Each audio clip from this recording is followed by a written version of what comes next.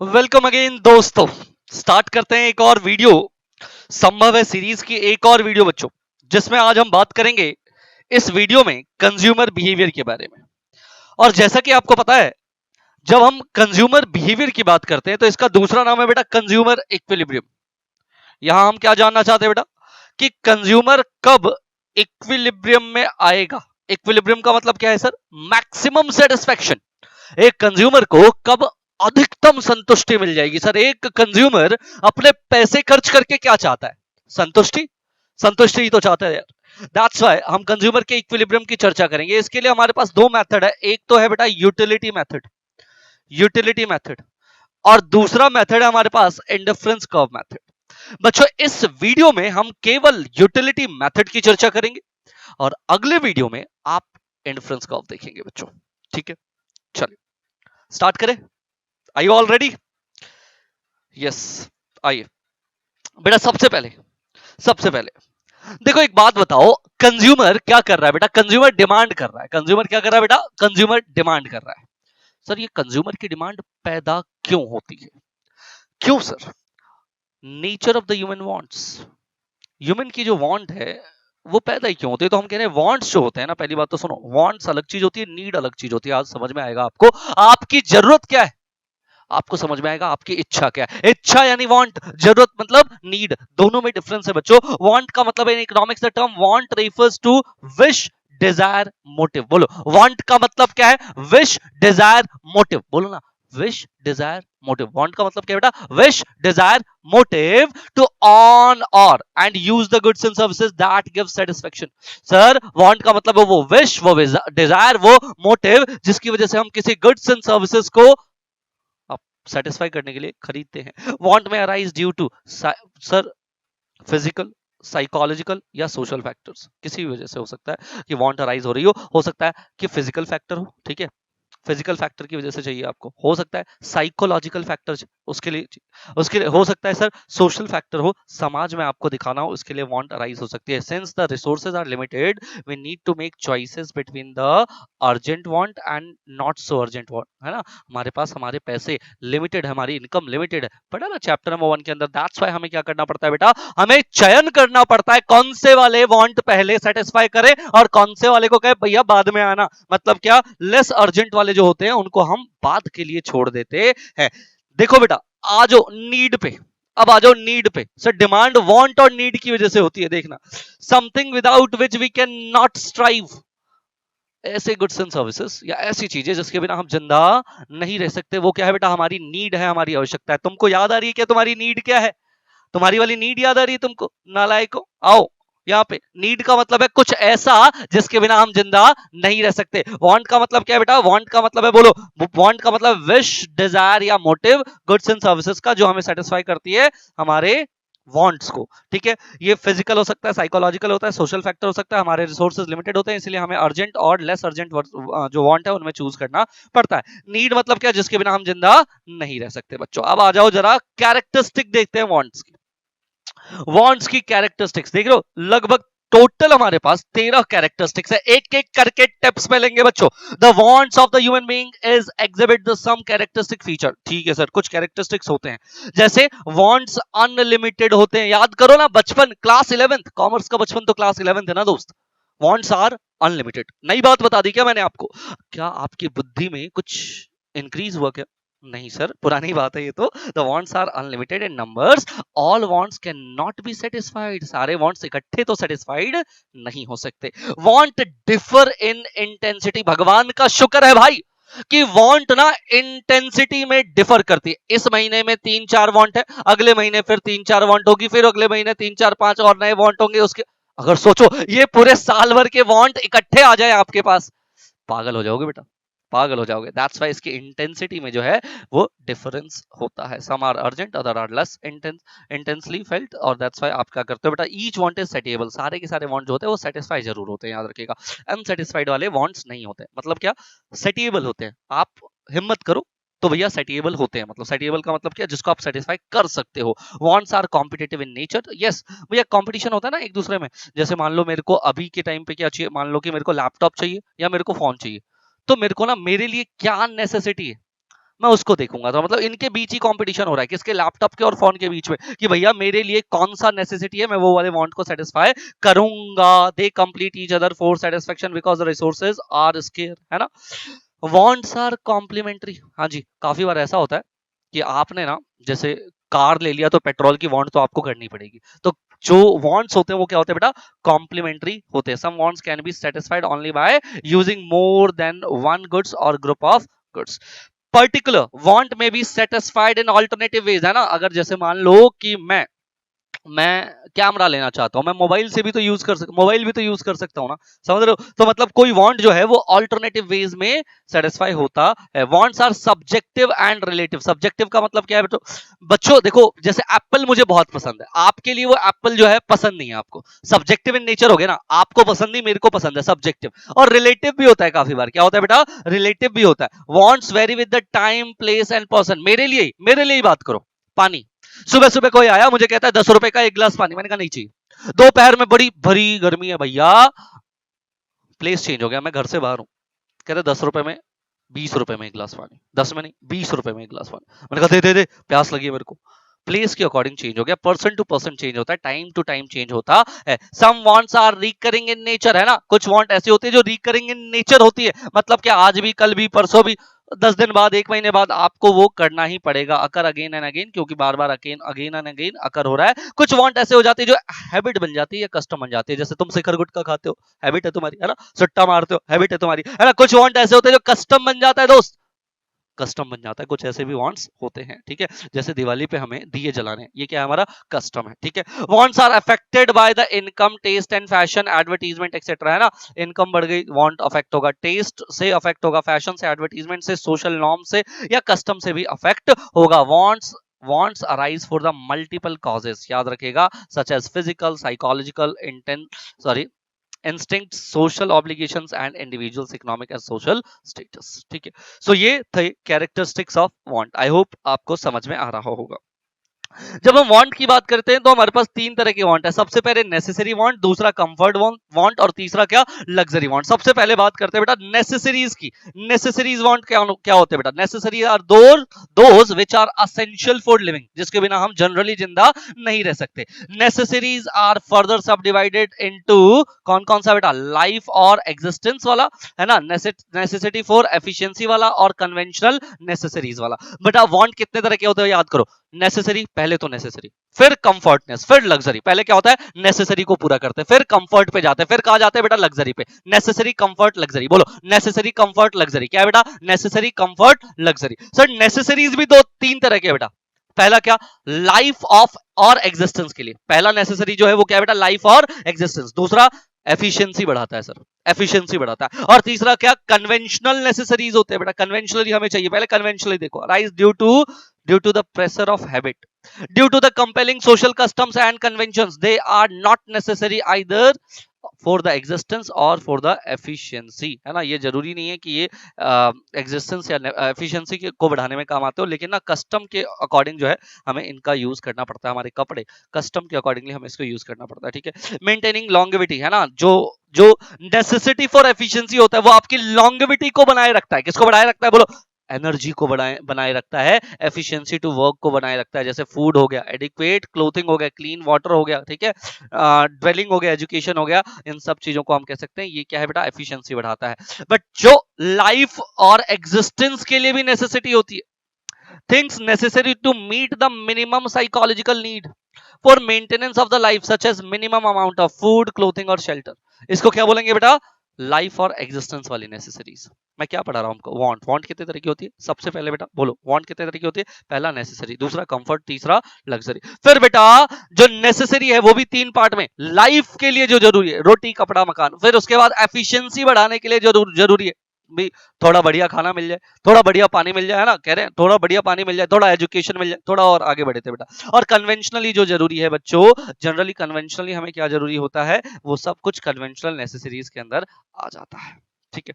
आ जाओ बेटा, अब जब नेसेसिटी की चीजें तुमको मिल गई जिंदगी में ना, तो तुम आगे बढ़ते हो बेटा। और जब जिंदगी में आगे बढ़ते हो, अब खोजती है क्या बेटा, आंखें खोजती है कंफर्टनेस को। किसको बेटा, कंफर्टनेस को। While necessary makes life possible, comforts make life comfortable. याद रखिएगा, नेसेसरी लाइफ को पॉसिबल बनाती है, कंफर्टनेस लाइफ को कंफर्टेबल बनाती है। करेक्ट है ना। Comforts are less urgent than necessary. सबसे पहले क्या आता है, नेसेसरी, फिर क्या आता है, comfortness. Tasty and wholesome food चाहिए तुमको, गुड हाउस चाहिए तुमको, अब ना छत हो गया, अच्छा घर चाहिए भैया, क्लोथिंग चाहिए, सूट चाहिए, डिफरेंट ओकेजन्स के लिए अलग अलग, ऑडियो विजुअल्स के लिए चाहिए आपको, लेबर सेविंग्स इक्विपमेंट चाहिए आपको, जिससे आपका श्रम कम लग सके, है ना। कोई ऐसी मशीन बनाओ सर खुद से बर्तन धुल के आ जाए, कोई ऐसी मशीन, है ना। मेक लाइफ मोर कंफर्टेबल, ये तुम्हारी लाइफ को ज्यादा कंफर्टेबल बना देती है। फिर जब कंफर्टनेस आ जाता है जिंदगी में, तो जिंदगी चाहती है बेटा लग्जीरियस।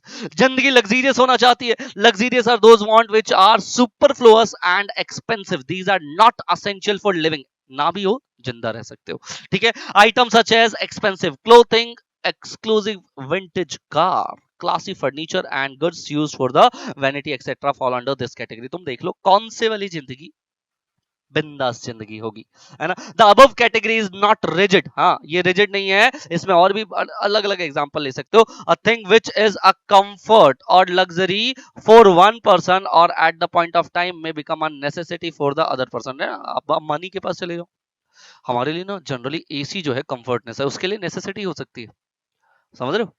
हमारे लिए पंखा, पंखा नेसेसिटी है ना, किसी के लिए अलग फॉल कर सकता है।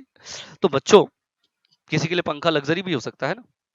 बहुत सिंपल है कि बेटा ये जो तीन चीजें मैं बता रहा हूँ, उसका कोई परफेक्ट एग्जांपल नहीं हो सकता, हर पर्सन के लिए क्या हो सकते हैं बेटा, डिफरेंट हो सकते हैं।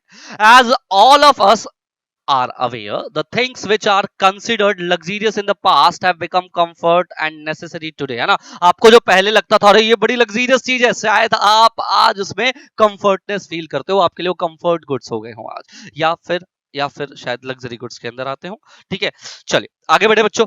मैंने आपको बताया क्या, मैंने आपको बताया यूटिलिटी। यूटिलिटी तीन तरह की होती है, उसके बाद हम लोगों ने बात कर ली तीनों यूटिलिटी की। आ जाओ, सॉरी यूटिलिटी नहीं बच्चों, यूटिलिटी नहीं, वो क्या थी बेटा, वांट। क्या थी बेटा, तीनों वांट्स की, सॉरी, ठीक है। आ जाओ, अब हम बात कर रहे हैं बच्चों क्या, utility.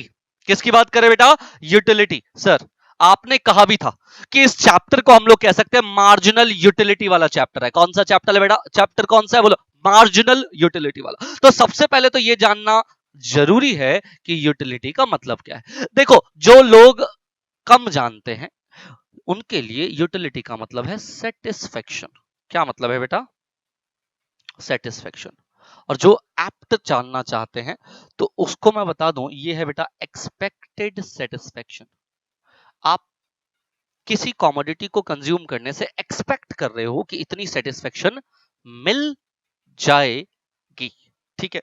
The utility sorry, concept of utility is basically used in the neoclassical economists। ये नए तरह के क्लासिकल इकोनॉमिस्ट, देख लो, नियो नए, क्लासिकल मतलब क्या, पुराने वाले इकोनॉमिक्स, नए पुराने वाले इकोनॉमिक्स, क्या बोलना चाहते हैं पता नहीं। तो explain the operation of the law of demand, जिसमें कौन आते हैं बेटा, जर्मी बेंथम, बोलो याद रखो, जर्मी बेंथम एंड जॉन स्ट्रॉट मिल्स। बोलो बोलो कौन आ रहे बेटा, जर्मी बेंथम एंड जॉन स्ट्रॉट मिल। आगे आपको एक दो और मिलेंगे।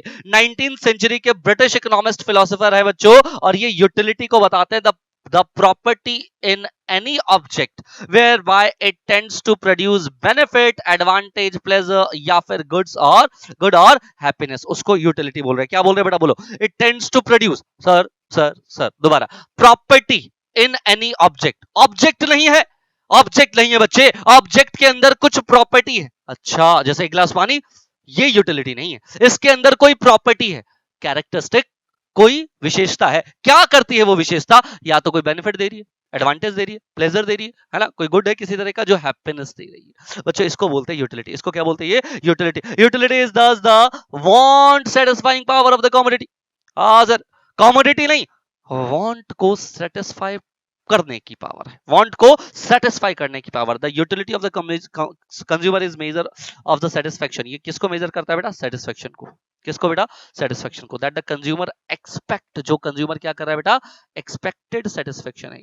क्या है बेटा ये बोलो, एक्सपेक्टेड सेटिस्फेक्शन। जो कंज्यूमर क्या कर रहा है, एक्सपेक्ट कर रहा है to obtain from the consumption of goods, कि मैं ना एक गिलास पानी पीऊंगा, 2 रुपए दूंगा और मुझे 10 यूटिल के बराबर की संतुष्टि मिलेगी। ये यूटिल क्या है आगे चर्चा करेंगे, ठीक है। जब वो पैसे खर्च करेगा तो याद रखिएगा, जब वो पैसे खर्च करेगा तो फ्री गुड्स एंड सर्विसेज पे यूटिलिटी की बात नहीं होगी बेटा, हमेशा याद रखेंगे इस बात को।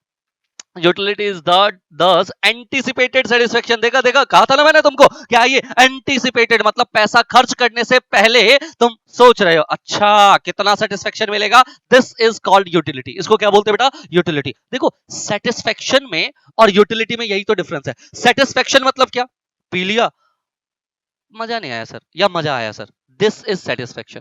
बट यूटिलिटी का मतलब क्या है, पीने से पहले अच्छा पिएंगे पिएंगे सेटिस्फेक्शन मिलेगा, सेटिस्फेक्शन कम से कम 10 का तो मिलेगा ही। समझ रहे हो ना बात को। यूटिलिटी क्या है, एंटिसिपेट कर रहे हैं कितना सेटिस्फेक्शन मिलेगा, और सेटिस्फेक्शन क्या, एक्चुअली कितना मिला वो सेटिस्फेक्शन है। एक्चुअली कितना सेटिस्फाइड हो पाए वो क्या है बेटा, सेटिस्फेक्शन है। दोनों में डिफरेंस समझ में आ रहा है। सेटिस्फेक्शन मतलब क्या है, टेंजिबल सेटिस्फेक्शन डिराइव, जो आपको डिराइव हो चुका है। Commodity has utility for the consumer, है ना, even when it is not consumed. याद रखिएगा बेटा, आप चाहे उस कमोडिटी को कंज्यूम नहीं भी कर रहे हो तो भी उसके अंदर क्या है बेटा, यूटिलिटी है जो कि आपको सेटिस्फाई कर सकती है। मतलब क्या, आप सोच ही तो रहे हो, आप सोच ही तो रहे हो कंज्यूम करूं कितनी सेटिस्फेक्शन मिलेगी, यूटिलिटी तो है ना आपके लिए। यूटिलिटी इज सब्जेक्टिव, बताया ना तुमको। मेरे लिए एप्पल, अरे भैया पूछो मत, एक एप्पल खाया 50 यूटिल की सेटिस्फेक्शन। तुम डेली खाते हो भाई, 5 यूटिल 7 यूटिल, अमीर लोग। एंड रिलेटिवली रिलेटिव एंटिटीज के लिए भी ये क्या होता है बेटा, वेरी करते रहते हैं, पर्सन टू पर्सन ये वेरी करता है। Community has different level of utility, है ना, सम पर्सन डिफरेंट प्लेसेस के हिसाब से और डिफरेंट टाइम के हिसाब से। बेटा मैंने पीछे बताया ना आपको, वो वांट वाले में, ठीक वैसे यूटिलिटी वाले में भी है। सर यूटिलिटी जो है ना वो चेंज होती रहती है, बोलो यूटिलिटी चेंज होती है पर्सन टू पर्सन, मेरी अलग तुम्हारी अलग, सेम कम्युनिटी के लिए। टाइम टू टाइम, सुबह में मैं कह रहा हूं ना 10 रुपए में खरीदने को मैं तैयार नहीं हूं एक गिलास पानी, लेकिन बाहर मैं खेलने जा रहा हूं भैया धूप में, अब मेरे को एक गिलास पानी कोई 20 रुपए में भी देगा मैं खरीद लूंगा। टाइम के अकॉर्डिंग, है ना, प्लेस के अकॉर्डिंग जो है बच्चों यूटिलिटी चेंज होती है। It should be noted that utility is not the same thing as usefulness. Utility का मतलब यूजफुलनेस नहीं होता। यूटिलिटी का मतलब क्या नहीं होता बेटा, यूजफुलनेस नहीं होता। इकोनॉमिक स्टैंड पॉइंट की बात करें तो हार्मफुल जो गुड्स होते हैं जैसे शराब, शराब शराब शराब सुट्टा उट्टा, उस सब के लिए भी क्या है बेटा, इकोनॉमिक्स पॉइंट ऑफ व्यू से क्या होता है बच्चा, इसकी भी यूटिलिटी होती है। तो हम एथिकली न्यूट्रल है। इकोनॉमिक्स जो है वो एथिकली क्या है बेटा, न्यूट्रल है। वो कहती है भैया शराब की भी यूटिलिटी है, हाँ, सिगरेट की भी यूटिलिटी है, गुटखे की भी यूटिलिटी है। मजा ही आ गया सर, मजा ही आ गया। लास्ट वाली लाइन सुन के ज्यादा मजा आता है तुमको, है। आ जाओ। From time to time, different theories have been advanced to explain the consumer behavior. अलग अलग थेरीज है आपके पास, ठीक है। आपके पास पहली जो थेरी है वो है मार्जिनल यूटिलिटी थेरी, और मैंने कहा था ना एक बाबा और मिलेंगे तुमको, नाम याद रखना है दोस्तों, एल्फ्रेड मार्शल। बोलो क्या नाम है बेटा, एल्फ्रेड मार्शल। तो मार्जिनल यूटिलिटी थेरी देने वाले व्यक्ति का नाम एल्फ्रेड मार्शल। जबकि जबकि बच्चों एक और मेथड है जो अगले वीडियो में आपको मिलने वाला है, indifference curve method, JR. Hicks और एलन। जे.आर. हिक्स और एलन ने दिया। किसने दिया बेटा, जे.आर. Hicks and Alan. क्या दिया है, इंडिफरेंस कर्व मेथड। जबकि मार्जिनल यूटिलिटी मेथड किसने दिया बच्चों, बोलो ना, एल्फ्रेड मार्शल ने। किसने दिया बेटा, एल्फ्रेड मार्शल ने। देखो इसको क्या बोलते हैं, इसको बोलते हैं कार्डिनल अप्रोच। बोलो ना, कार्डिनल अप्रोच, ठीक है। इसको क्या बोलते हैं, इसको बोलते हैं ऑर्डिनल अप्रोच। देखो बच्चों, कार्डिनल जनरली होता क्या है, कार्ड के ऊपर क्या होता है, नंबर 1 2 3 4, कार्ड तो खेलते ही हो तुम, कार्ड के ऊपर नंबर होता है। तो बेटा यहां से आता है नंबर, क्या आता है यहां से, नंबर। जनरली यहां पर एजम्पशन ये है कि हम जब एक किसी भी क्वांटिटी को खरीदने के बारे में सोच रहे हैं तो हम ये देखेंगे उससे कितनी सेटिस्फेक्शन मिलने वाली है। जैसे मैंने 5 रुपए खर्च किए तो मुझे 10 रुपए के बराबर की संतुष्टि मिलने वाली है, या 100 यूटिल की संतुष्टि मिलने वाली है, 5 यूटिल की संतुष्टि मिलने वाली है, व्हाटसोएवर। मतलब क्या, नंबर होता है यहाँ पे, क्या होता है बेटा, ये नंबर। सेटिस्फेक्शन को नंबर में मेजर कर रहे हो, किस में मेजर कर रहे हो, बोलो, नंबर में मेजर कर रहे हो। This is the cardinal approach. जबकि ये वाला इंडिफरेंस कर्व अप्रोच जो होता है, इसको बोला मैंने ऑर्डिनल अप्रोच है। ये ऑर्डर में सेट करना है। ये है एलन ने और हिक्स ने ना, भाई साहब इतनी बेइज्जती की अल्फ्रेड मार्शल की। बोला ये कोई थ्योरी है भैया, अल्फ्रेड मार्शल ये कोई थ्योरी है क्या, क्या मतलब है, हमने एक गिलास पानी पिया और हम ये बोलेंगे 10 यूटिल की सेटिस्फेक्शन है, 15 यूटिल की सेटिस्फेक्शन है। कभी भी ना आप सेटिस्फेक्शन को माप नहीं सकते। समझ रहे हो कौन बोल रहा है, हिक्स और एलन। तो क्या करें, तो कहते हैं सेटिस्फेक्शन को ना हम ऐसे करते हैं, देखो हमारे पास इनकम है, इनकम के हिसाब से जो ज्यादा सेटिस्फाई करने वाली चीजें हैं अर्जेंट वाली, उसको पहले नंबर पे रख दो, कम वाली दूसरे नंबर पे, फिर तीसरे नंबर पे, मतलब ऑर्डर सेट करते हैं हम। अच्छा सर, इसीलिए इसको ऑर्डिनल बोलते हैं, बाकी तो तुम खुद ही होशियार हो, इसीलिए इसको क्या बोलते हैं बेटा, ऑर्डिनल अप्रोच कहते हैं। आए, चलिए टॉपिक नंबर 4 की तरफ बढ़ते हैं। Topic number 4, that is marginal utility analysis. Marginal utility analysis, the marginal utility theory, हाँ जी, फॉर्मुलेट किसने फॉर्मुलेट किया, एल्फ्रेड मार्शल ने किया सर, ब्रिटिश इकोनॉमिस्ट है, seeking explain how the consumer choose to spend his income, कैसे एक consumer अपनी आय को खर्च करेगा, बिल्कुल सही, on the different goods and services, अलग अलग गुड्स एंड सर्विसेज पे, so as to maximize his utility, ताकि वो अपनी संतुष्टि को बढ़ा सके। कंज्यूमर का एम ही यही है। द मार्जिनल यूटिलिटी थ्योरी बताता है कंज्यूमर को, भैया कंज्यूमर तू तो बड़ा स्ट्राइविंग है, तू तो बहुत ज्यादा संतुष्टि पाना चाहता है। बोला हाँ भाई, पैसा खर्च करना है ना कंज्यूमर, कंज्यूमर को पैसा खर्च करना है ना, वो स्ट्राइविंग है भैया, वो ना वो चाहता है कि 10 रुपए में मैक्सिमम सेटिस्फेक्शन मिल जाए, 10 रुपए में मैक्सिमम सेटिस्फेक्शन मिल जाए, which is the quantitative measure, मतलब 10 रुपए खर्च के 20 रुपए 50 रुपए के बराबर की संतुष्टि मिल जाए, क्वांटिटेटिव मेजर है of the consumers wellbeing and satisfaction. According to Marshall utility is what, कहते हैं भैया न्यूमेरिकल स्कोर है, ठीक है, इन टर्म्स ऑफ यूटिल्स। देखो बेटा, यूटिलिटी को मापा किस में जाता है, इन टर्म्स ऑफ यूटिल्स में। किस में मापा जाता है बोलो, in terms of utils. Sir समझ में आ रहा है बोलो, यूटिलिटी को मेजर कैसे किया जाता है, यूटिल्स में। जैसे सब्जी लाने जाते हो तो सब्जी को किस में मेजर किया जाता है, केजी में, वैसे ही यूटिलिटी को मेजर करने के लिए क्या बेटा, यूटिल्स है, ठीक है। रिप्रेजेंटिंग द सेटिस्फेक्शन, क्या रिप्रेजेंट कर रहा है, satisfaction that a consumer obtain from the consumption of a particular goods. Utility refers to the hypothetical measure of the unit of utility, है ना, हाइपोथेटिकल है, दिमाग में आ रहा है, एक गिलास पानी पे 10 रुपए खर्च करके सर मुझे 50 रुपए की संतुष्टि मिलेगी, कभी कह रहे हो 40 की मिलेगी, ये दिमाग में आ रहा है तुम्हारे, ठीक है, दैट्स व्हाई ये हाइपोथेटिकल है। This theory is based on certain assumptions, बिल्कुल होगा sir, but before stating the assumption, पहले तो तुम समझ लो meaning of the terms of the total utility and marginal utility. Sir utility भी टीयू एमयू होते हैं, हाँ बेटा दो तरह के होते हैं, एक तो टीयू दूसरा एमयू, दोनों के बीच में डिफरेंस समझते हैं। देखो बच्चों, टीयू और एमयू के बीच का डिफरेंस क्या होता है, मैं ना इसको ना जनरली पढ़ाने के लिए एक शेड्यूल बनाना चाहूंगा। शेड्यूल देखिए, ये यूनिट है आपके पास 0 1 2 3 4 5, ठीक है, यहां पर मान लो टीयू, यहां मान लो एमयू, क्लियर है सर। अच्छा देखो, मैं ना पैसे खर्च कर रहा हूं, ऑब्वियसली ना आप जो गुड्स एंड सर्विसेज यहां खरीद रहे हो वो पैसे खर्च करके, तो सर 0 यूनिट, तो टीयू भी 0 एमयू भी 0। पहला सर आपने 10 रुपए खर्च किया, मान लिया कोई भी कॉमोडिटी XYZ कुछ भी खरीद रहे हो यार, यूनिट, पहला यूनिट, तो तुम्हारा टीयू आया, मान लेते हैं बेटा 10 का, ठीक है। सर दूसरा यूनिट, तुम्हारा टीयू हो गया सर 18 से, तो दूसरे यूनिट से नहीं हुआ बेटा, 1 और 2 दोनों से तुम्हारी टीयू कितनी बड़ी है, 18 हुई है। सर पहले से जो टीयू हुई थी 10 और दूसरे से जो टीयू हुई है वो कितनी बड़ी है बेटा, 8। एमयू क्या दिखाता है, एमयू दिखाता है एक इंडिविजुअल नेक्स्ट वाले से कितनी बड़ी है, नेक्स्ट वाले से कितनी बड़ी है, टीयू दिखाता है दोनों से टोटल कितना है भैया टीयू, ठीक है। 18 के बाद मान लो हम इसको बढ़ा देते हैं 22, टीयू जो है ये कितना है बेटा 22, कितने से बढ़ा बेटा 4 से, कितने से बढ़ा 4 से, मान लो इसके बाद मैं करता हूं 25, ठीक है, या मान लो चलो 22 कर देते हैं इसको, मतलब क्या, मतलब इस बार बढ़ा ही नहीं है सर। और फिर पांचवे वाले पे पैसा खर्च करोगे तो आपका ये हो गया 20, क्या हो गया बेटा एमयू माइनस का 2। समझ रहे हो बात को मैं क्या बताना चाह रहा हूँ।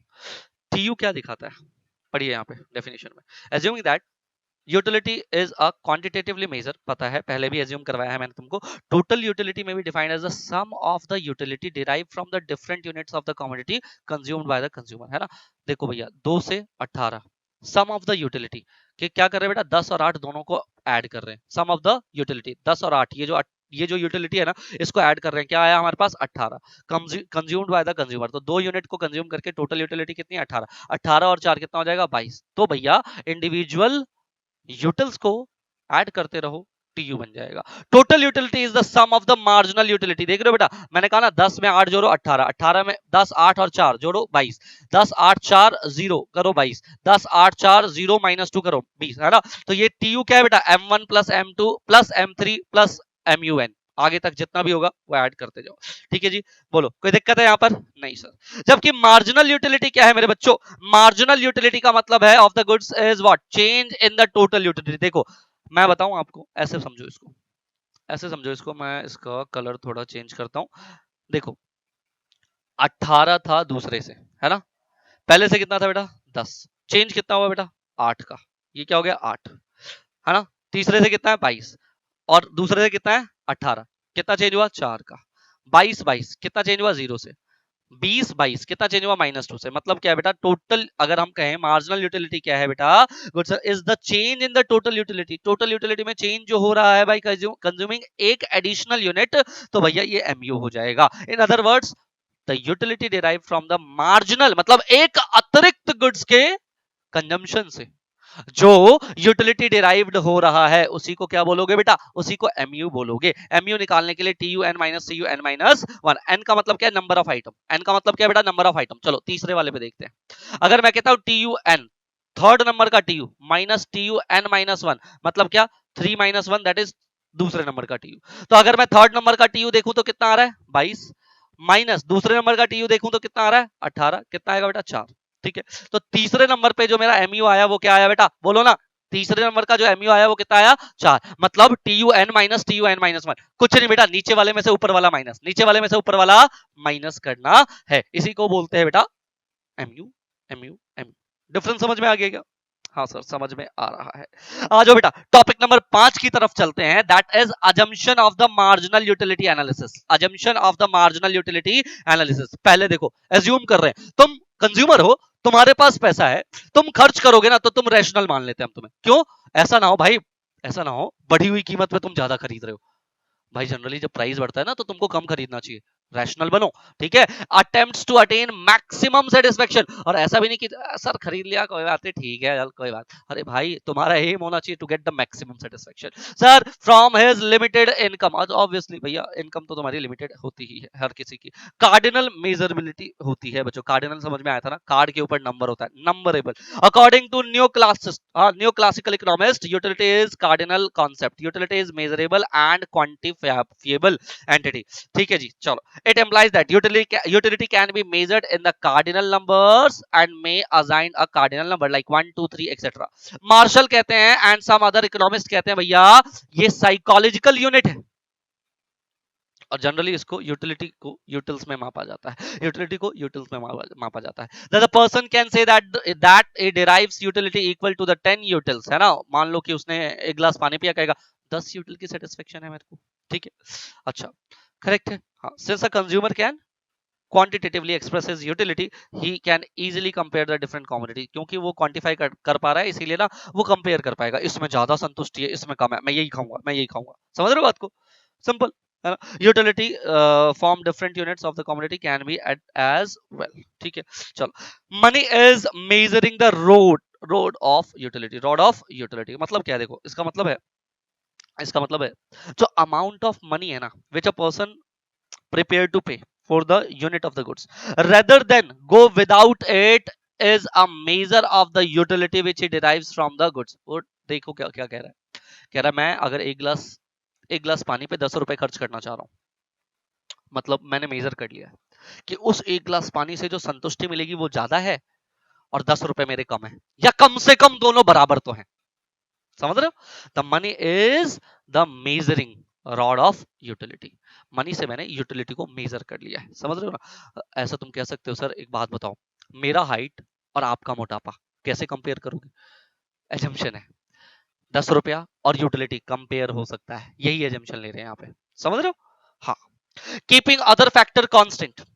कीपिंग अदर फैक्टर कांस्टेंट का मतलब क्या है भैया? बाकी के फैक्टर्स जैसे price of the commodity change नहीं होना चाहिए, टेस्ट प्रेफरेंस में तुम्हारे चेंज नहीं होना चाहिए, इनकम हैबिट में चेंज नहीं होना चाहिए, और फैशन में टेम्परेचर में चेंज नहीं होना चाहिए, तभी ये लॉ काम करेगा, अदरवाइज ये लॉ काम नहीं करेगा। टाइम गैप नहीं होना चाहिए बच्चों, टाइम गैप नहीं होना चाहिए, कॉन्टिन्यूस कंजम्पशन होना चाहिए। जैसे क्या? जैसे मतलब देखो मैंने एक गिलास पानी पिया, फिर दूसरा अभी पीऊंगा, फिर तीसरा भी अभी पीऊंगा, है ना? टाइम गैप नहीं होना चाहिए, कोई भी किसी भी तरह का टाइम गैप चलेगा नहीं सर। ठीक है ना? होमोजीनियस कंजम्पशन होना चाहिए मेरे बच्चे। देखो पहली गिलास में मैंने पानी पिया, दूसरे गिलास में नींबू पानी पी लिया, नहीं चलेगा सर, नहीं चलेगा। होमोजीनियस और आइडेंटिकल नेचर होना चाहिए, टेस्ट क्वालिटी सब कुछ सिमिलर होना चाहिए, सुपीरियर क्वालिटी की चीज नहीं होनी चाहिए, अदरवाइज ये लॉ काम नहीं करेगा। कौन सा लॉ आगे डिस्कस करूंगा ना, वैसे तुमको पता है ना, एलडीएमयू।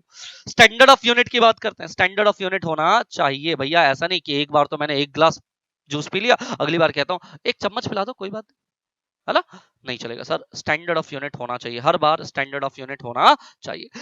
MU of the money is constant, है ना, एमयू मतलब क्या सर, मनी की वैल्यू में भी चेंज नहीं होना चाहिए। 10 रुपए में आज अगर एक गिलास पानी मिल रहा है तो कल भी मुझे या इस दूसरी बार में भी मुझे एक गिलास पानी 10 रुपए में मिलना चाहिए, ऐसा नहीं 11 रुपए लेंगे 12 लेंगे या 8 9 लेंगे, ऐसा नहीं होना चाहिए, ठीक है। The assumption of constancy of the marginal utility of the money holds that the marginal utility of money remain constant, ठीक है, throughout the individual is spending the money on the goods। this assumption जो है although not realistic, ये realistic तो नहीं है, generally change होता है भैया मनी की वैल्यू तो, ठीक है, लेकिन फिर भी हमने इसको मान लिया है, क्योंकि भैया assumption का मतलब ही क्या है, मानो या ना मानो, मानना ही पड़ेगा, मानना ही पड़ेगा बच्चों, ठीक है जी। नौवा, the hypothesis of independent utility, समझ में आ रहा है, देखो हाइपोथेसिस ऑफ इंडिपेंडेंट यूटिलिटी क्या बताता है, the total utility which a person gets from the whole collection of the goods, याद है ना 2 से 18, ठीक है, 3 से 24, वो वाला, purchased by him is simply the sum of the total of the separate utility, मतलब मार्जिनल यूटिलिटी को हम जब ऐड करेंगे तो वो टीयू के बराबर, तो मतलब इंडिपेंडेंट यूटिलिटी को जोड़ करके बना हुआ है। The theory ignores complementary between the goods, और कॉम्प्लीमेंट्री जो है दोनों गुड्स मिलकर के आपको सेटिस्फाई करेंगे, इसको हम इग्नोर करेंगे, इसको हम क्या करेंगे बेटा, इग्नोर करेंगे। Topic number 6, law of diminishing marginal utility. इतनी मेहनत जिस चीज के लिए कर रहे थे ना, आ गया बच्चों लो, law of diminishing marginal utility. Sir आपको पता है, देखो मार्जिनल यूटिलिटी का मतलब क्या बोलूं मैं, सेटिस्फेक्शन, वैसे तो मैंने आपको बता ही दिया ना, एक्सपेक्टेड सेटिस्फेक्शन। सेटिस्फेक्शन जो है वो डिमिनिशिंग नेचर का होता है, घटता रहता है घटता रहता है घटता रहता है। ये क्या है बच्चों, ये लॉ है, ये क्या बना दिया, law, law of diminishing marginal utility, इसको हम प्यार से बोल देंगे LDMU, law of diminishing marginal utility, LDMU, क्या बोले बेटा, law of diminishing marginal, one of the important law under the marginal utility analysis is what, law of diminishing marginal utility. Statement क्या है लॉ की, the law of diminishing marginal utility which states that अगर आप एक successive unit को consume करते हो ads less to the total utility, तो आपकी टोटल यूटिलिटी में क्या आएगी बेटा, कम, देन द प्रीवियस यूनिट के मुकाबले, is based on the important fact that the total want for of a person are virtually unlimited, है ना, टोटल वांट क्या है तुम्हारी, अनलिमिटेड है ना, वांट तो क्या होती है बेटा, unlimited, and single want is satiable, और आप एक वांट तो कम से कम सेटिस्फाई कर ही सकते हो, each want is capable of being satisfied, since each want is satiable, a consumer consumes more and more unit of the goods, and intensity of the want of the goods goes on decreasing, और ये घटता रहता है। नहीं समझ में आ रहा है सर, अरे बड़ा आसान है ना, ये देखो मैंने कहा आप 0 यूनिट ले रहे हो तो आपका एमयू क्या होगा, 0, यहाँ टीयू ले लो, ठीक है, आपने पहला यूनिट लिया, आपका एमयू मान लेते हैं 10, सॉरी हाँ टीयू भी 10, दूसरा जो है अगर टीयू आपका 18 है तो एमयू कितना है, 8, मान लो रोटी खा रहे हो सर, दूसरी वाली रोटी से सेटिस्फेक्शन कितनी है, 8, तीसरे वाले से बच्चों यहाँ पर क्या आ गया, 24, तो आपको 18 2 20 4 24 6, है ना, आप देख रहे हो आपका जो एमयू है लगातार क्या हो रहा है, घट रहा है, तो यही तो बता रहा है एमयू का मतलब क्या, सेटिस्फेक्शन, आपकी सेटिस्फेक्शन लगातार क्या हो रही है, घट रही है, अरे ऐसा ही तो होता है बस, क्यों होता है सर ऐसा, साइकोलॉजिकल सेटिस्फेक्शन, साइकोलॉजी ऐसी है हमारी कि जैसे जैसे हम किसी भी यूनिट के सक्सेसिव यूनिट को, किसी भी कमोडिटी के सक्सेसिव यूनिट को कंज्यूम करते हैं, सेटिस्फेक्शन धीरे धीरे कम होती है, सेटिस्फेक्शन धीरे धीरे कम होती है, यही तो लिखा है यहाँ पे, द ईच सक्सेसिव यूनिट मतलब extra unit of goods and services consumed adds less total utility, तो आपका टोटल यूटिलिटी ऐड कम हो रहा है ना यार, है ना, द प्रीवियस यूनिट, ये ऐसा क्यों हो रहा है, क्योंकि तुम्हारे एक तो वांट अनलिमिटेड है, और सिंगल वांट जो है मतलब दूसरी रोटी खा सकते हो, तीसरी रोटी खा सकते हो, चौथी रोटी, मतलब सिंगल वांट जो है वो सेटिएबल है, वो सेटिस्फाई कर सकते हो, और क्योंकि तुम उसे खाने निकल रहे हो तो तुम्हें जो सेटिस्फेक्शन मिल रही है वो घटती हुई मिल रही है, ठीक है, हाँ सर, हाँ ठीक है ठीक है ठीक है, a point is reached where the consumer no longer want it, ठीक है, ग्रेटर द अमाउंट, एक ऐसा समय भी आएगा जहां पर आप देखोगे चौथे वाले पे हम कह रहे हैं, मान लो ठीक है कि चौथे वाले यूनिट पे आपको जो है ना 24 यूनिट की सेटिस्फेक्शन मिल रही है, ठीक है, मतलब यहाँ से कितना मिला, 0, पांचवे वाले यूनिट से आपको ना 22 यूनिट की सेटिस्फेक्शन मिले, कितना -2। तो मतलब एक तो लिमिट ऐसा आएगा जब आप कह दोगे नहीं भैया अब तो मैं परचेज नहीं करूंगा, चौथे वाले यूनिट पे आके कह दोगे यार 24 फिर भी ठीक है, टीयू को मैं 24 मेंटेन कर लूं फिर भी ठीक है, लेकिन इससे ज्यादा माइनस में तो नहीं जाऊंगा, पैसे भी दूं और माइनस में भी जाऊं, नहीं भाई साहब। मतलब एक पॉइंट ऐसा आएगा, a point is reach where the consumer no longer want it, जहां पर वो इसे खरीदना चाहेगा ही नहीं मेरे बच्चों, ठीक है। अच्छा सर सब ठीक है, लेकिन आगे भी बताओ जरा। मार्शल साहब से मिलो। मार्शल साहब कहते हैं मार्जिनल यूटिलिटी एनालिसिस इस तरीके से आपको लॉ बता रहा है, additional benefit which a person derive from a given increase in the stock of a thing diminishes with the very increase in the stock that he already has, है ना sir. जो एडिशनल बेनिफिट है marginal utility, additional benefit का मतलब बताओ sir, थोड़ा सा मैं इसको डिकोड करूं।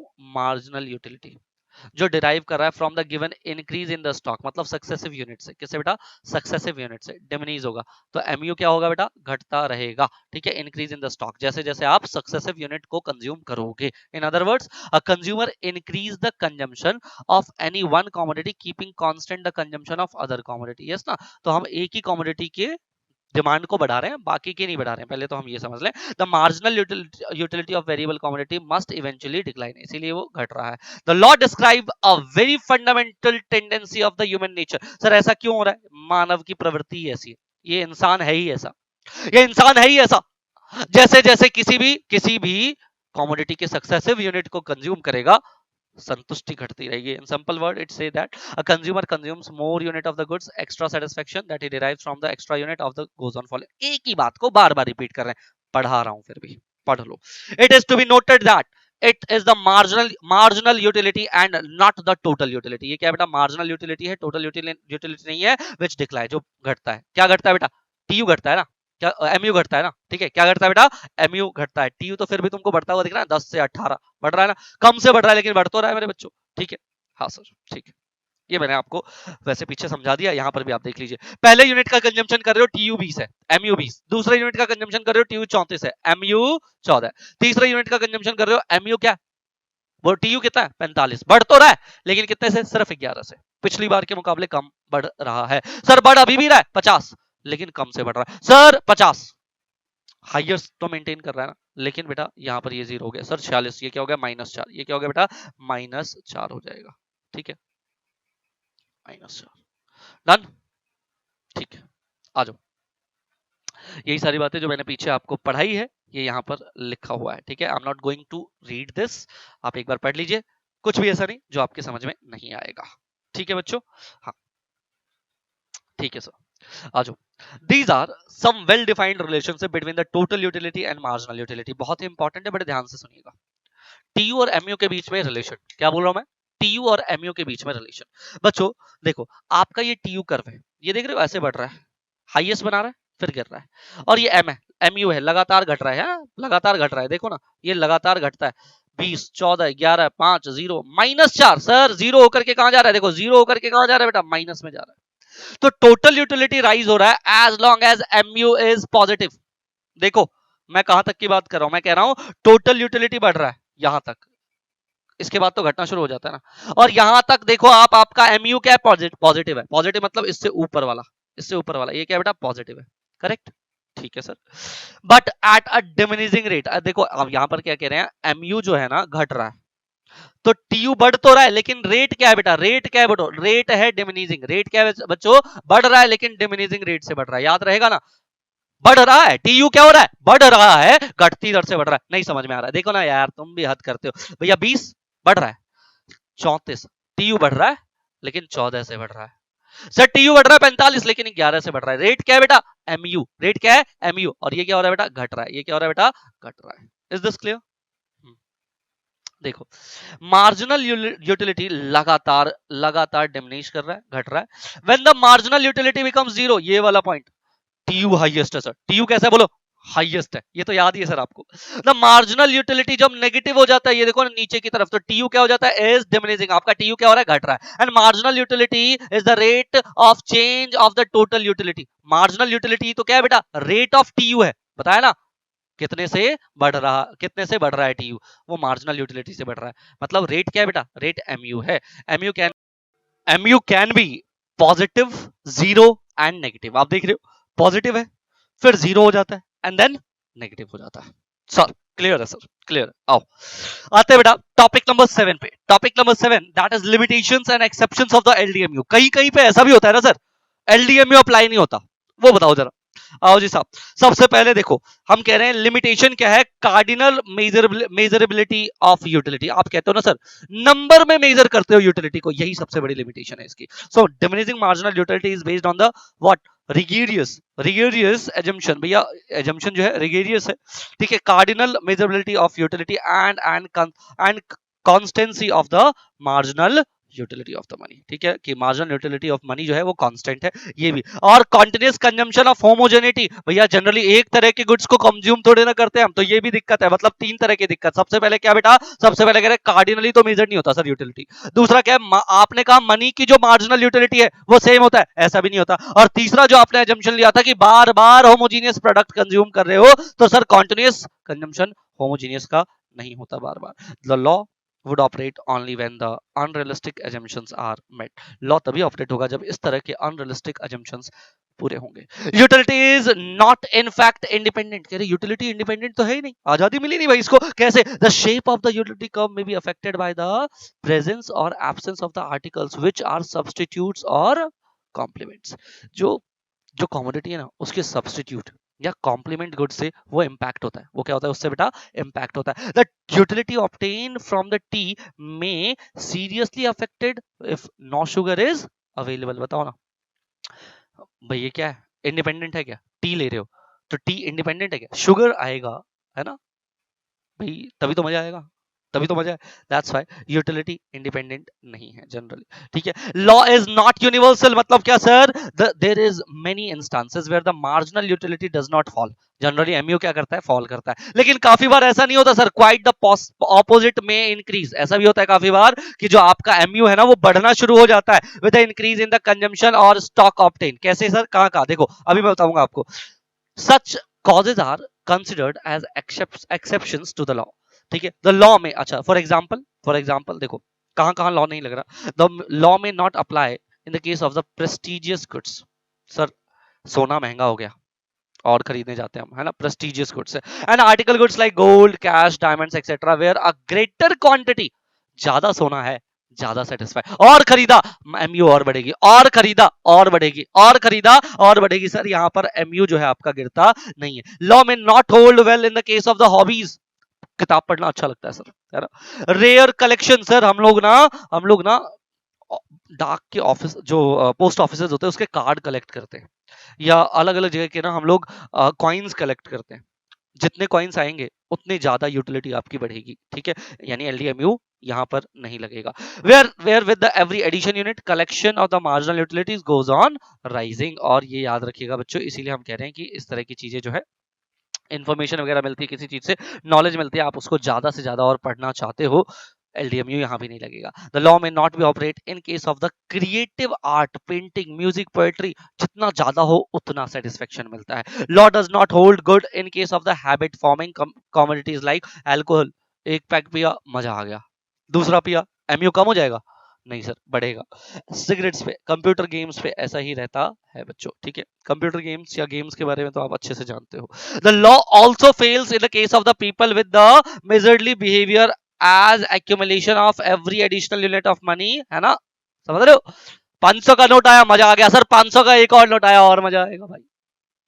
इससे भी आपकी एलडीएमयू, इस पे भी एलडीएमयू नहीं लगता बच्चों। आइए टॉपिक 8 की तरफ चलते हैं बेटा, consumer equilibrium in single case. हाँ जी, सिंगल कमोडिटी का केस है, देखना बड़ा ध्यान से। ये आपका प्राइस है, ये क्या बेटा, प्राइस, ये वाला। और ये क्या बेटा, एमयू। एमयू आपको पता है नीचे जाता है ऐसे। तो प्राइस और एमयू जहां एक दूसरे को मिलते हैं ना बेटा, इस वाले पॉइंट को कहते हैं इक्विलिब्रियम पॉइंट। क्या बोलते हैं इसको, इक्विलिब्रियम पॉइंट। सर इक्विलिब्रियम कब होता है, जब एमयू एक्स बराबर होता है प्राइस ऑफ एक्स के। मतलब क्या, एक्स कमोडिटी की मार्जिनल यूटिलिटी, एक्स कमोडिटी से जो सेटिस्फेक्शन मिलने वाला है वो कम से कम प्राइस एक्स के बदले जो प्राइस देने वाले हो, एक्स कमोडिटी के बदले जो प्राइस देने वाले हो उसके बराबर हो। इसको क्या बोलते हैं बेटा, एमयू एक्स बराबर पी एक्स। क्या बोलते हैं बेटा, एमयू एक्स बराबर पी। अगर प्राइस कम हो गया मेरे बच्चों, देखो पी से घट करके पी वन, तो आप देखो नया आपके पास एक एक और नया आपके पास जो है इक्विलिब्रियम पॉइंट आ गया, ठीक है, समझ रहे हो बात को?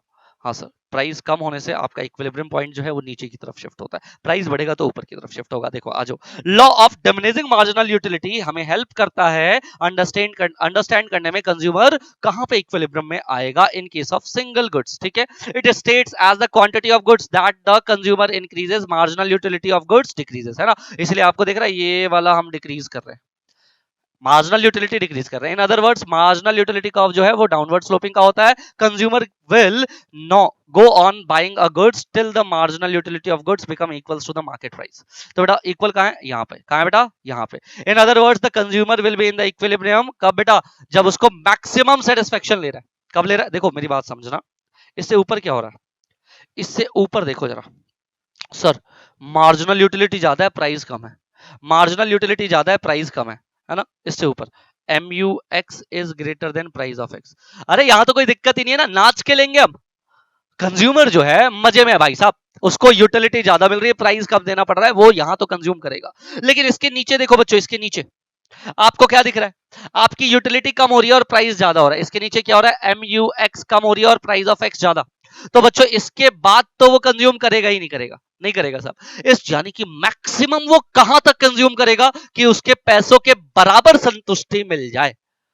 ऊपर वाले में तो कोई दिक्कत ही नहीं है, पैसों से ज्यादा संतुष्टि है, लेकिन यहां तक मैक्सिमम, मैक्सिमम का मतलब समझ में आ रहा है? हद से हद मैं यहां तक कंज्यूम करूंगा, ठीक है जी। इसी को हम लोग बेटा इक्विलिब्रियम पॉइंट कह देते हैं, ठीक है ना। चलो, in respect of the quantity maximum satisfaction लेता है वो, मैंने बताया मैक्सिमम सेटिस्फेक्शन का मतलब क्या है, ठीक है। चलो जी, बहुत बढ़िया। यहाँ पे MU और प्राइस बराबर होते हैं। What happens when there is change in the price? हाँ जी, क्या हो अगर प्राइस में चेंज हो, प्राइस ऑफ द गुड्स में चेंज हो तो क्या हो? देखना बेटा ध्यान से, अगर प्राइस फॉल करे, पहले तो क्या प्राइस फॉल करे, दूसरी तरफ क्या प्राइस इंक्रीज करे। ध्यान से देखना बेटा, प्राइस फॉल करेगा या प्राइस इंक्रीज करेगा? अगर प्राइस फॉल कर रहा है क्या होगा? इक्वेशन डिस्टर्ब होगा बेटा। पहली बात तो marginal utility and price is disturb when the price of the goods falls, the consumer will consume more. भाई प्राइस कम हो रहा है ना, तो ज्यादा कंज्यूम करोगे ना। हाँ sir. The goods so as to restore the equality between the marginal utility and price, तो आप ज्यादा ज्यादा कंज्यूम करोगे ताकि वापस से, अब देखो क्या है, MUX बराबर प्राइस ऑफ x डिस्टर्ब हो गया, मार्जिनल यूटिलिटी बढ़ गई है, प्राइस कम पे कर रहे हो, तो वापस से जब तुम ज्यादा कंज्यूम करोगे तो क्या होगा बेटा? आपको पता है ना, ज्यादा कंजम्पशन से क्या होता है? MU घटना शुरू कर देती है, घटना शुरू कर देती है। कब तक घटती रहेगी? कम हुए प्राइस तक। कब तक घटती रहेगी बेटा? कम हुए प्राइस तक। कथक पसंद आ रहा है तुमको? हाँ, लाइक ठोकना बेटा। The marginal utility from the goods fall, है ना, when he consumes more of the goods. भाई प्राइस कम हुआ था, ज्यादा गुड्स कंज्यूम करेगा, प्राइस कम हुआ था, ज्यादा गुड्स कंज्यूम करेगा, तो MU भी कम हो जाएगा। एंड बेटा यानी कि हम लॉन्ग रन में MU जो है वो प्राइस के बराबर तक पहुंच जाएंगे। क्लियर है सर? क्लियर है, बिल्कुल क्लियर है सर। आ जाओ, जब प्राइस बढ़ जाए इक्वेशन यहां भी डिस्टर्ब होगा। अब क्या होगा? मार्जिनल यूटिलिटी कम, प्राइस ज्यादा। अब क्या करोगे तुम? प्राइस बढ़ गया तो तुम कंजम्पशन कम कर दोगे, कंजम्पशन कम करोगे तो बेटा कम से क्या होगा? कंजम्पशन कम करने से MU बढ़ता है बेटा। देखो कंजम्पशन कम करोगे ना, the consumer will consume less of the goods, ठीक है। चलो जी, the marginal utility would increase, तो MU क्या हो रहेगा? बढ़ेगा। कब तक बढ़ता रहेगा? जब तक कि वो वापस से, ये नहीं समझ में आया sir?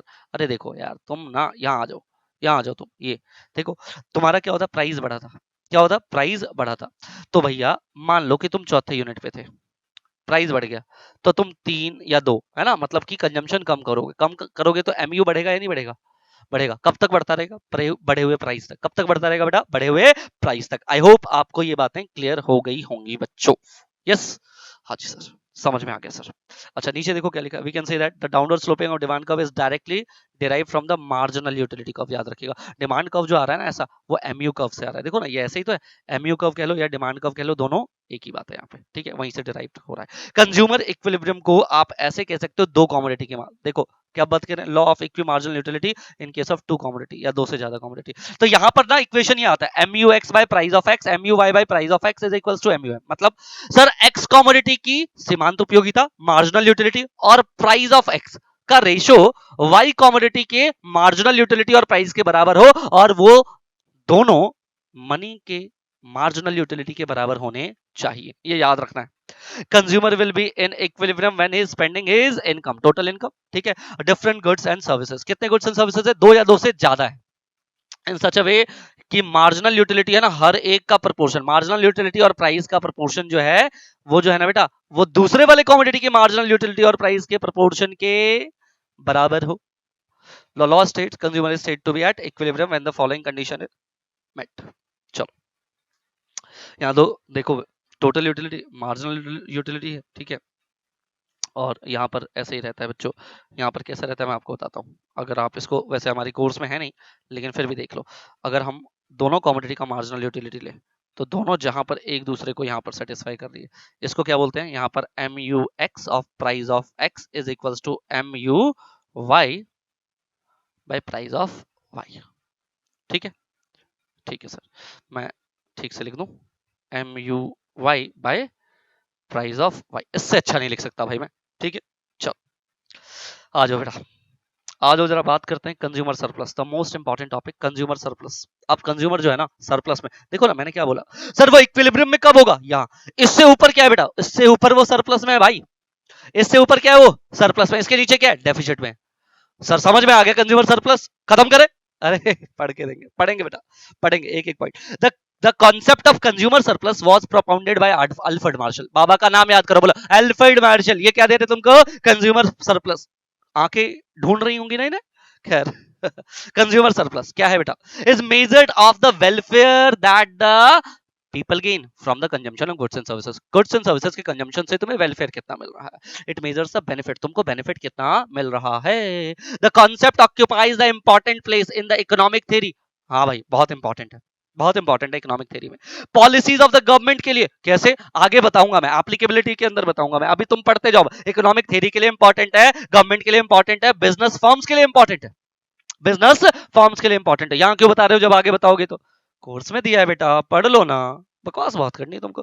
The demand for the commodity depends on the utility of the commodity of a consumer. ये भी पता है हमें sir. If a consumer gets more utility तो वो क्या करेगा, he would be willing to pay higher price. ज्यादा यूटिलिटी मिलेगी ज्यादा प्राइस दोगे, है ना।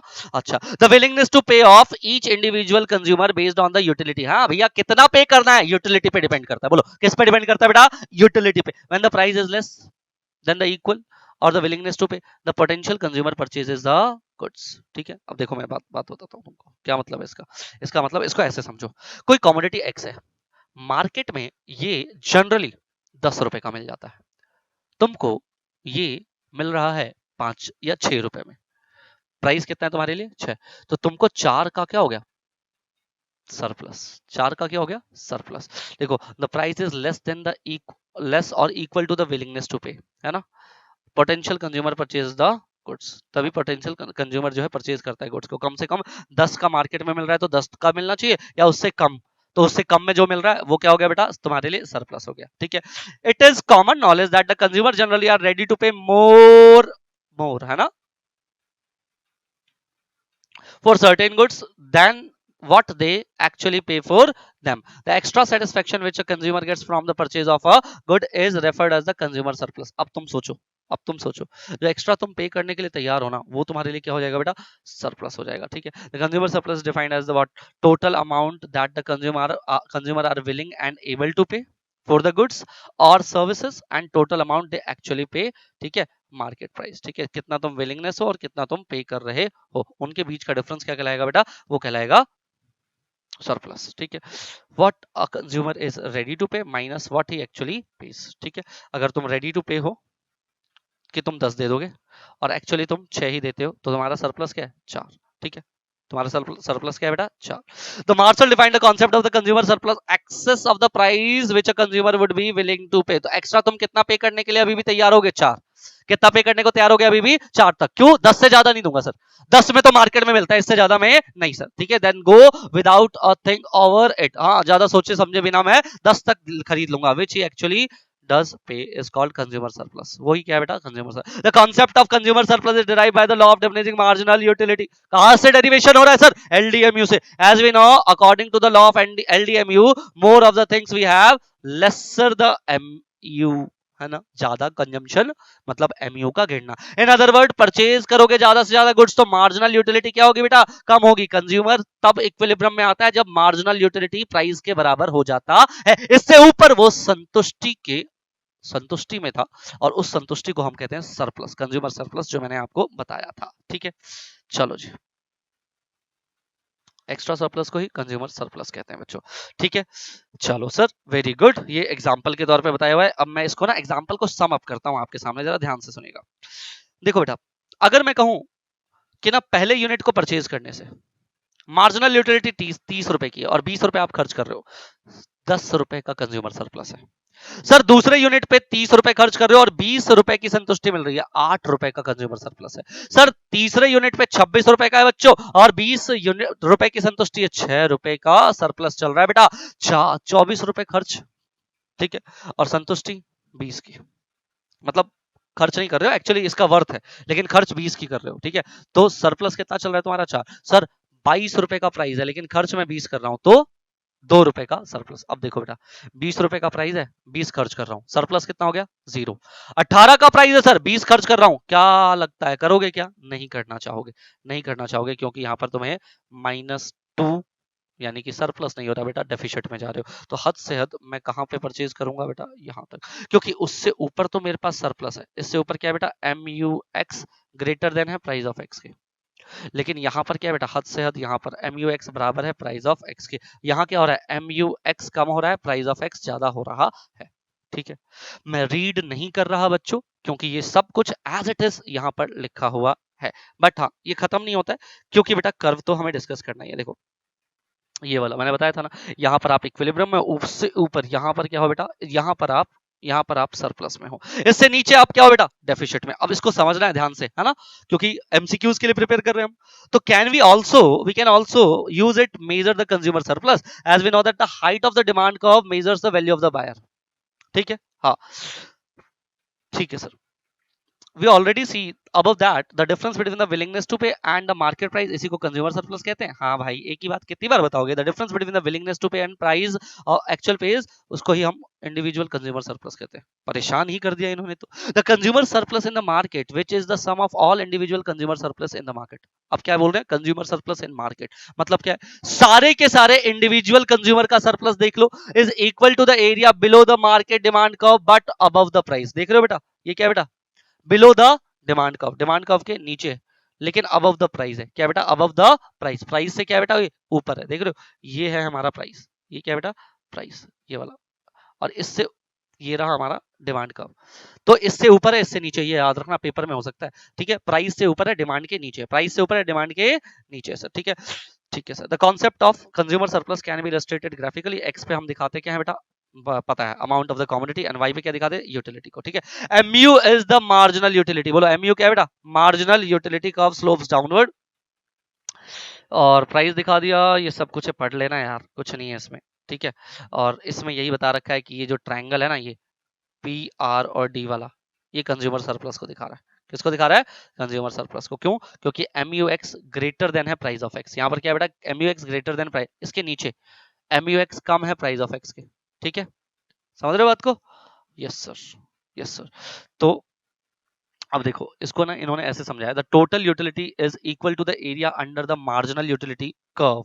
मार्जिनल यूटिलिटी कर्व के अंदर जो है वो टोटल यूटिलिटी है, ये क्या बेटा, टोटल यूटिलिटी है। ठीक है, ODRQ, ODRQ, ये टोटल यूटिलिटी है। ठीक है, याद रखो, याद रखना, टोटल यूटिलिटी ये है, area under the marginal utility ये क्या है, ODRQ, ये क्या है बेटा, total utility. But given the price equals to the OP, price किसके बराबर है, OP के। द कंज्यूमर एक्चुअली पेज क्या, OPRQ, है ना, कंज्यूमर क्या पे कर रहा है बेटा, कंज्यूमर पे कर रहा है ये OPRQ, ये पे करता है। ठीक है सर, टोटल यूटिलिटी में से, इस पूरे में से, इस पूरे में से आपने क्या करना है, ये घटा देना है, तो क्या बचा बेटा, ये बच गया। और ये जो बच गया, यही क्या, the consumer drives extra utility that is equals to DPR, क्या बेटा, DPR, है ना, बिल्कुल मैथमेटिक्स वाली फील आ गई ना। This is what consumer surplus, ये क्या बेटा, कंज्यूमर सरप्लस मतलब एरिया जो आपके मार्जिनल यूटिलिटी के अंडर आ रहा है पूरा, वो क्या है बेटा, टोटल यूटिलिटी, माइनस कर दो इसमें से क्या बेटा, प्राइस, तो क्या बच जाएगा आपका, मार्जिनल यूटिलिटी। ठीक है, एरिया जो प्राइस वाला एरिया है ये माइनस कर दो तो एमयू आ जाएगा बच्चों। Correct. The consumer welfare derived from a good which is benefit of a consumer gets from the consumption that the goods minus what he consumes paid to buy the goods। पता है भैया, ये सब पता है। Consumer surplus is the buyers net gain, ये buyer का net gain है। ग्राफिकली ये ट्रायंगल शेप में ऐसे दिखा दिया है इन्होंने, ठीक है। चलो ठीक है, size of the consumer surplus triangle depends upon the price of the goods. किस पे डिपेंड करता है बेटा? प्राइस पे, है ना। प्राइस पे डिपेंड करता है। कैसे सर? ये देखो, अगर प्राइस इंक्रीज हो जाए, अगर प्राइस क्या हो जाए बेटा? और इंक्रीज हो जाए, तो ये एरिया छोटा हो जाएगा, नहीं हो जाएगा? प्राइस के बढ़ने से एरिया क्या हो जाएगा बेटा? छोटा। तो rise in the price of the goods reduces the consumer surplus, तो आपका कंज्यूमर का सरप्लस क्या हो जाएगा? कम। लेकिन अगर ये कम हो जाए, ये अगर कम हो जाए तो एरिया बड़ा हो जाएगा। तो डिक्रीज इन द प्राइस से क्या होगा बेटा? कंज्यूमर सरप्लस बढ़ जाएगा। याद रखिएगा, याद रखिएगा इस बात को। एमसीक्यूज है, ऊपर ऊपर से पढ़ने से काम नहीं चलेगा। That's why each and every topic should be finished properly, ठीक है ना। वो हमने किया है बच्चों, वो हम लोगों ने किया, ठीक है। The increase in the consumer surplus has two components, इसके भी दो कंपोनेंट्स है। Increase in the consumer surplus of the existing buyer, तो बेटा देखो यहां पर जब कंज्यूमर सरप्लस बढ़ता है, यहां पे दो लोग, एक तो एग्जिस्टिंग बायर अपनी डिमांड बढ़ाता है और दूसरा नए बायर भी आ जाते हैं बेटा। न्यू बायर्स भी अपनी डिमांड को बढ़ाना शुरू कर देते हैं। प्राइस कम हुआ ना साहब, प्राइस के कम होने से मैं तो ज्यादा खरीद रहा हूं और नए बायर्स जिनकी पहुंच से पहले दूर था अब उनकी पहुंच में ये आ चुका है, तो इसकी डिमांड ऐसे क्या हो जाती है बेटा? प्राइस के कम होने से इनकी डिमांड इस तरीके से बढ़ जाती है, ठीक है। चलो अब बात करते हैं सर, जो मैंने आपसे कहा था एप्लीकेशन, किसकी एप्लीकेशन की? सर किसको लिखना है एप्लीकेशन? बेटा ये एप्लीकेशन वो वाला नहीं है, इंप्लीमेंटेशन वाला है। कंज्यूमर सरप्लस की जरूरत क्यों पड़ी? कंज्यूमर सरप्लस मेजरेबल होता है ऑफ द वेलफेयर, किसको मेजर करता है बेटा? वेलफेयर ऑफ कंज्यूमर, कि कंज्यूमर का वेलफेयर कहां है, ठीक है। It is very important to business firms, ये बिजनेस फर्म के लिए इंपॉर्टेंट है, क्योंकि अगर मान लो reflects on the amount of the consumer surplus, ये कंज्यूमर का सरप्लस दिखाती है। तुम्हारी गुड्स का परचेज कर रहे हैं, दिख रहा है उनका सरप्लस बहुत ज्यादा हो रहा है, मार्केट में वही कमोडिटी महंगा मिलता है, हम सस्ते में दे रहे हैं, सरप्लस बहुत ज्यादा हो रहा है कंज्यूमर का, ठीक है। समझ में बात आ रही है? Because consumer who perceive large surplus are more likely to repeat their purchase. तो भैया आपकी कमोडिटी की डिमांड जो है वो रिपीट जरूर होगी बच्चों, ठीक है। चलो अंडरस्टैंड करवाता है nature and extent of surplus, ठीक है। बिजनेस मैनेजर जो है वो बेटर डिसीजन ले सकता है, सर थोड़ा सा प्राइस हम बढ़ा सकते हैं क्योंकि अभी भी ना सरप्लस में ही रहेगा। मार्केट में ये 50 का बिकता है, हम 20 का बेच रहे, 30 तक बेच लो, सरप्लस तो अभी भी रहेगा। तो भैया तुम क्या कर सकते हो? तुम ना डिसीजन ले सकते हो, बिजनेस मैनेजर डिसीजन ले सकता है। If a business can identify groups of the consumer with the different elasticity of demand with in the market, और इलास्टिसिटी भी लोगों की क्या होती है बेटा? अलग अलग होती है मार्केट के अंदर। The market segment which are willing and able to pay higher prices for the same products, the firm can profitably use the price discrimination। Form जो है अलग अलग लोगों से डिस्क्रिमिनेशन कर सकते हैं। जैसे बिजली की कंपनियां कहते हैं ना कि भैया ओल्ड एज हो कम दे देना, हाँ रेलवे ओल्ड एज हो कम दे देना, ठीक है, समझ रहे हो? हाँ, लार्ज स्केल इन्वेस्टमेंट डिसीजंस। तो बच्चों देखो, the cost benefit analysis which takes into the account extent of the consumer surplus which a project में फेच, है ना। तो इन्वेस्टमेंट डिसीजन ला सकते हो कि क्या हमें यहाँ पे इन्वेस्ट करना चाहिए, क्या हमें कंज्यूमर को सरप्लस और ज्यादा बढ़ाना चाहिए। तो हम अगर इन्वेस्ट करेंगे तो इससे हमारा प्राइस क्या हो जाएगा? और कम हो जाएगा, कॉस्ट कम हो जाएगी तो प्राइस कम हो जाएगा। तो इन्वेस्टमेंट करना चाहिए क्या? Up to you, up to you, लेकिन यहां से पता लग जाएगा। A consumer knowledge of the consumer surplus is also important when a firm consider करता है प्रोडक्ट का प्राइस अगर हमने बढ़ा दिया तो customer who enjoyed only a small amount वो तो बेचारा चला जाएगा, सरप्लस कम है उसका तो क्या करेगा? वो तो चला जाएगा भैया बाहर, ठीक है। Firms make such decision should expect to a fewer sales if they increase the price. वो फॉर्म ऐसा सोच सकती है ना कि भाई अगर हमने थोड़ा प्राइस बढ़ा दिया तो इतने लोग हैं जो बहुत कम क्वांटिटी में परचेज करते हैं, शायद ये लोग ना करें। A consumer surplus act as a guide to finance minister, है ना। ये फाइनेंस मिनिस्टर को भी जो है ना कंज्यूमर सरप्लस गाइड करता है। कैसे बेटा? कि भैया टैक्स का रेट कितना रखें, है ना। जनरली मान लो किसी प्रोडक्ट के ऊपर जिसका प्राइस अभी मार्केट में वैसे तो 50 है, होना चाहिए मतलब, और है 20 रुपया, गवर्नमेंट के लिए थोड़ा टैक्स बढ़ा दो ना, क्या ही फर्क पड़ता है इससे? बढ़ा सकती है, बढ़ा सकती है। The extent to which the commodity tax has to be raised, कितना बढ़ाया जा सकता है, ये सब कुछ जो है वो गवर्नमेंट डिसाइड कर लेगी, ठीक है। So it is always desirable, it is always desirable, हाँ जी, टैक्सेस इंक्रीज होने चाहिए क्या? ये सब कुछ गवर्नमेंट यहां से डिसाइड कर सकती है। आ जाओ बेटा, अब बात करते हैं सर कहां कहां पे ये कंज्यूमर सरप्लस काम ही नहीं करता, इसकी लिमिटेशंस क्या क्या है। लास्ट टॉपिक बेटा चैप्टर अपनी आखिरी सांसें ले रहा है, ध्यान से सुनिएगा। कंज्यूमर सरप्लस मेजर करना, प्रिसाइजली मेजर करना तो बहुत डिफिकल्ट है सर। मार्केट में अलग अलग चीज के अलग अलग प्राइस होते हैं, कैसे डिसाइड कर लोगे sir? Measure to the marginal utility, ये भी मुश्किल है। मार्जिनल यूटिलिटी को भी मेजर करना हमें मुश्किल है ना? तो दैट्स व्हाई आप यहां पर ये कैसे डिसाइड कर लोगे, है ना? ये मुश्किल है सर। दूसरा, इन केस ऑफ नेसेसरी और marginal utility of the earlier inputs units are infinitely large, in such a case consumer surplus is always infinite. Necessity goods के अंदर जनरली कंज्यूमर का जो सरप्लस, क्योंकि नेसेसिटी गुड्स है ना, market में price कितना ही चल रहा हो, हम ज्यादा देकर के खरीदने को तैयार हो जाते हैं। इनफाइनाइट बेटा, इनफाइनाइट, ठीक है ना? The consumer surplus derived from a commodity is affected by the availability of substitutes, है ना? मान लो कि तुमने प्राइस अपना थोड़ा सा बढ़ा दिया, अरे उसी प्राइस में कोई और कमोडिटी मिल रही है, मैं वहां शिफ्ट हो रहा हूं, ठीक है? तो कंज्यूमर का सरप्लस जो है ना, वो इस पे भी डिपेंड करता है। इस पे भी डिपेंड करता है, किस पे बेटा? ये लिमिटेशन है, मतलब कंज्यूमर सरप्लस को देख करके आप क्या कर रहे हो, या तो प्राइस को कम कर रहे हो। सुनो ऐसे एग्जांपल सुनो, आप प्राइस को कम कर रहे हो कि सरप्लस बढ़ेगा, डिमांड बढ़ जाएगी मेरी। लेकिन बेटा कोई और भी तो है जो तुम्हारी तरह का प्रोडक्ट बना रहा है, ठीक है? हम उस पे शिफ्ट हो रहे हैं। भले तुमने प्राइस कम कर दिया, लेकिन तुमसे अच्छी क्वालिटी दिख रही है हमें उनकी, या नहीं भी दिख रही तो भी अवेलेबिलिटी है उसकी, है ना? There is no simple rule for deriving the utility, ठीक है, scale of the article which are used for their prestigious value. Generally prestigious value का तो ऐसा नहीं होता ना कि सर ज्यादा सरप्लस है, ज्यादा सरप्लस है तो मैं ज्यादा परचेज कर लूं, वहां ऐसा नहीं होता। वहां तो ऐसा होता है भाई साहब, सरप्लस ना भी हो तो भी लोग परचेज करते हैं। तो प्रेस्टिजियस वैल्यू पे जो है ना, यूटिलिटी स्केल जो है वो काम नहीं करता बच्चों। देखो कंज्यूमर का जो सरप्लस है can not be measured in terms of money. Money में मेजर करना बड़ा मुश्किल है, क्योंकि आप अपने सेटिस्फेक्शन को कैसे मेजर कर रहे हो? यूटिल्स में, यूटिलिटी है ना, यूटिल्स में मेजर करता है। Money changes as purchases are made, है ना? And the consumer stock of the money diminishes, है ना? जैसे स्टॉक ज्यादा परचेज करोगे, तुम्हारा मनी जो है वो कम हो जाएगा। मार्शल एज्यूम कर रहा था, याद है, marginal utility of money remain constant. लेकिन तुम्हारा स्टॉक मनी का कम हो गया है, तो बच्चों मार्जिनल यूटिलिटी तुम्हारे लिए, जो जितना कम मनी रहेगा ना, उतनी ज्यादा मार्जिनल यूटिलिटी बढ़ेगी, है ना?